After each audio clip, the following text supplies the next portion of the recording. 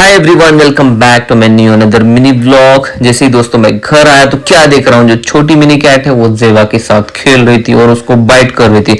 ओ भाई साहब, लेकिन बिल्कुल भी जेबा नहीं डर रही थी। ओ माय गॉड, फाइनली जेबा को उसने बाइट कर दिया। ओ माय गॉड, लेकिन जेबा जो है उसको बिल्कुल भी नहीं डर रही थी भाई साहब। मतलब कि उसको भी इतना ज्यादा मजा आ रहा था उसके साथ खेलने के लिए।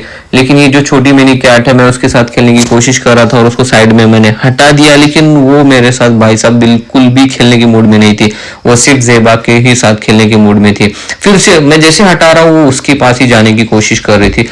फाइनली भाई साहब वो जेबा के पास ही चली गई और उसको ही बाइट करने लगी। मतलब कि जेबा को भी इतना ज्यादा मजा आ रहा था और मैं भी बीच बीच में उसको सताने की कोशिश कर रहा था, लेकिन वो फाइनली मेरे पास में आ गई और मेरे साथ खेलने लगी। और भाई साहब मैं भी थोड़ा सा उसके साथ खेल लिया, लेकिन वो उसका मूड मेरे साथ खेलने का नहीं था। वो सिर्फ जेबा के ही साथ खेल रही थी भाई साहब, और जेबा भी उसको हाथ दे रही थी बाइट करने के लिए।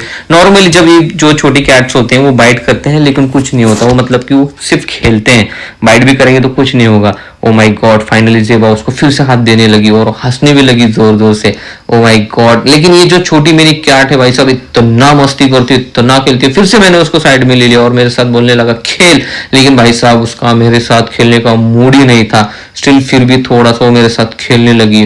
मतलब कि फिर से वो जेबा के पास चली गई और फिर से जेबा के ही साथ खेलने लगी भाई साहब। चलो मिलते हैं फिर ऐसे ही नेक्स्ट ब्लॉग के साथ में, मिनी ब्लॉग के साथ में। तब तक के लिए बाय।